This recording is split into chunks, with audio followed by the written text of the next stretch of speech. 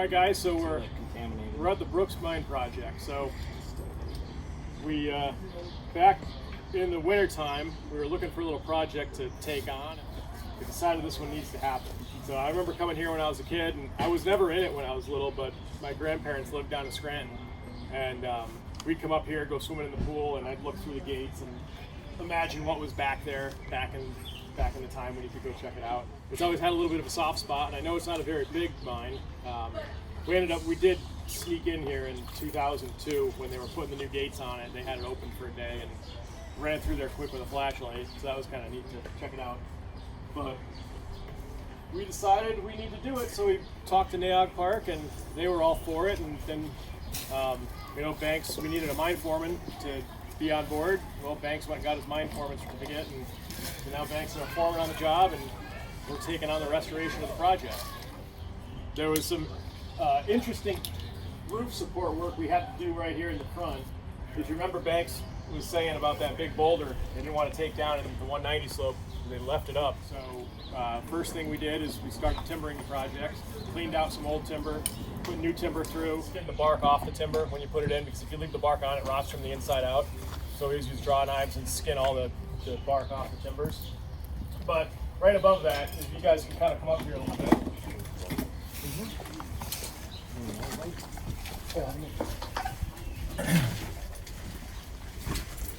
So right inside here, so that's another thing, is the floor is raised with a whole pile of gravel. We're going to dig this down about 1.5 feet actually, as we go back a little ways.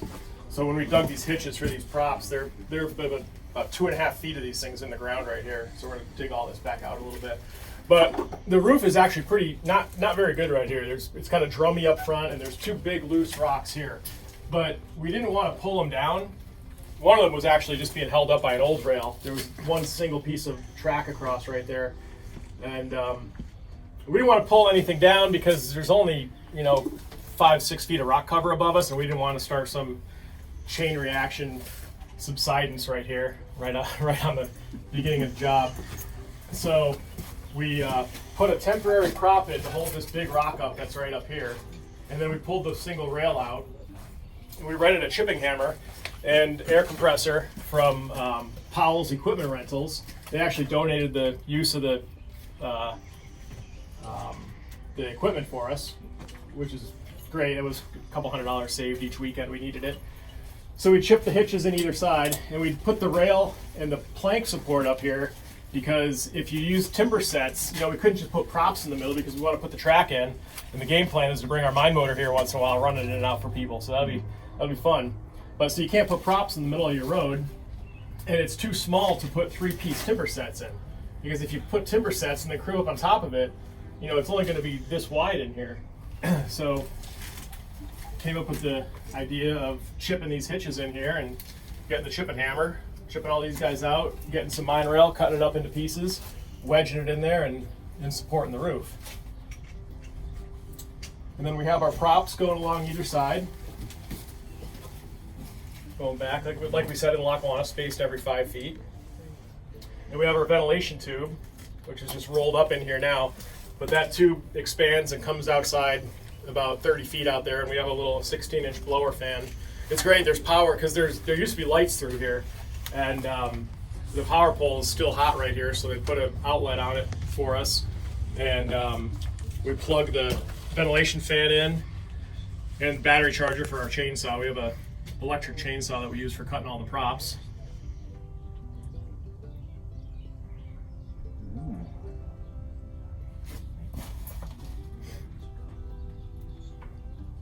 Yeah, well, if you want to Yeah, take a walk in here. Walk in here a little bit.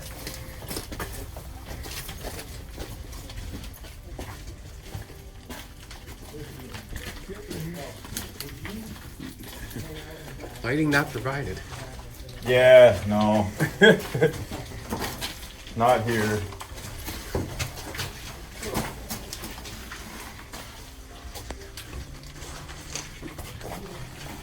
This is where we've gotten with our timber, like Chris said, and it goes back, it kind of makes an S-turn here. There at the end,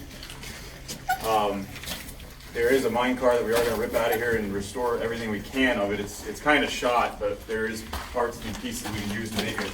make a good one out of it. And this is, like I said before, you'll see the Dunmore 2 vein again. That's going to be your top vein here. If you look, it's actually underneath the tubing here. But it's kind of, you can see the shine of it there. That's the Dunmore 2, and they came together here. It actually kind of they got really close. Like kind of It's unique. It's pretty unique. Yeah, the number 2 and the 3 vein are both together in the same drift. So as Banks was saying about the drift mines, the different types of openings, when we were talking to Lackawanna, this is a drift mine. So where they follow the seam of coal going in. And it's pretty unique that both, number 2 and number 3 vein are in the same drift here with a pretty good rock divider between them. Yeah. So this would be an interesting scenario, trying to, like we were talking about at the gangway face back at Lackawanna.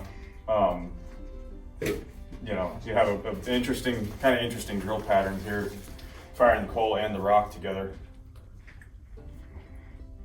And it goes back 150 feet, like Chris probably already said, and then it's kind of like a B shape in the back. There's 3 chambers. It's nice how they drove it in this S turn, so that way when you're back in there, everybody say, oh, it's just a little 150 foot long drift. Well, once you're on that corner, you can't see outside. You could be 150 feet, or you could be 1,050 feet, or 10,000 feet. You can't tell once you're under there. Mm-hmm. So it's nice they drove it in that S turn, so you can't just look back outside and have the daylight shining back in. So we have some pretty good plans of what we want to do back there. We've kind of been just given the mine to do whatever we want to reopen it. So we do have some pretty neat ideas, which we're going to keep them as a bit of a surprise here for as we move forward. Yeah, can't give everything away. That's right. But if you guys want to kind of rotate around through and take a walk, it's not too muddy in the middle here, but if everyone wants to look up ahead, you can kind of see that mine car up there. And it's about as far in as we can go. We passed the timbering, but Stuff piled on it now. yeah. Jackleg drills back there. Yeah, we brought all our drill tools out to when we have the compressor here to try them all out, make sure everything still ran, and some of it does, some of it doesn't.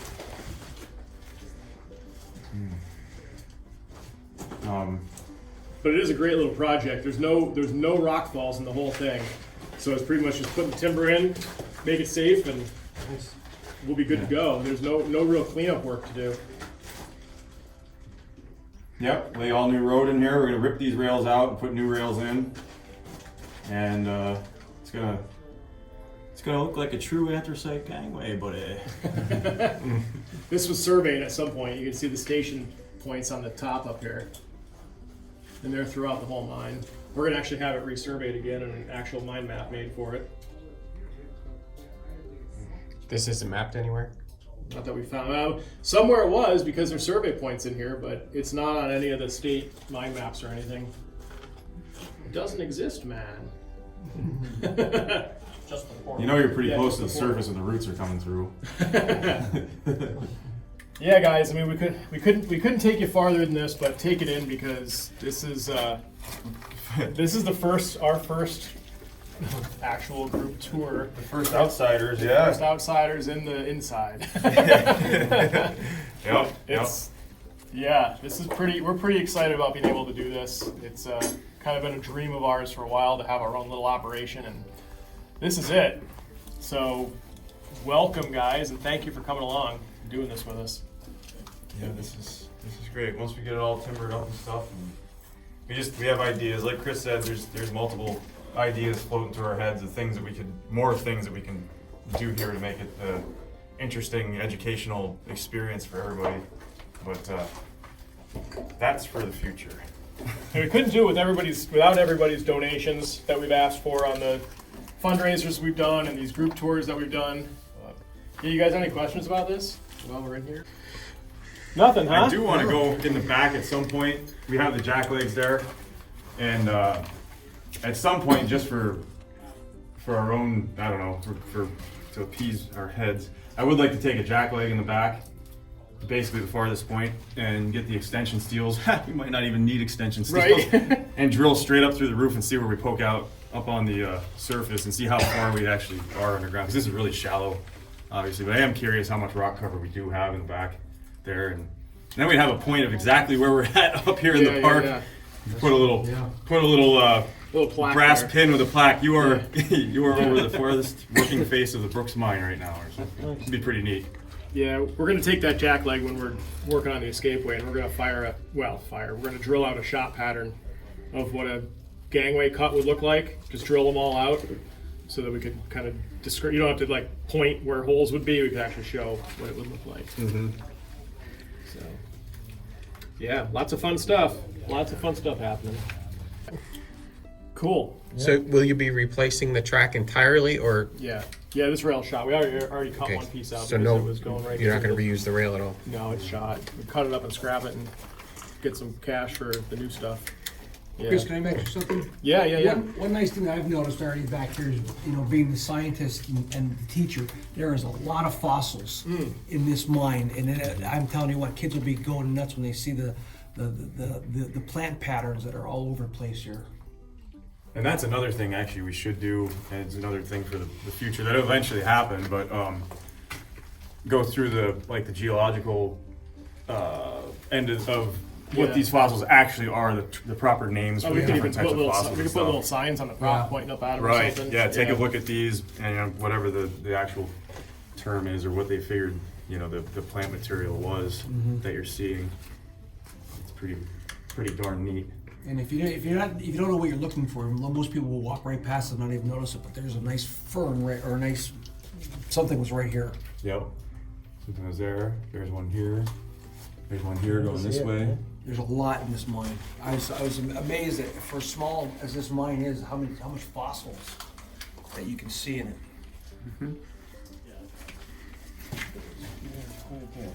Cool.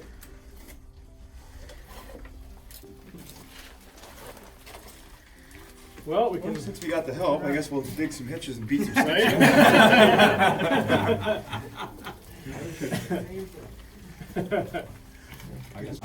Yeah. You know I'm coming. She will as soon as we get outside.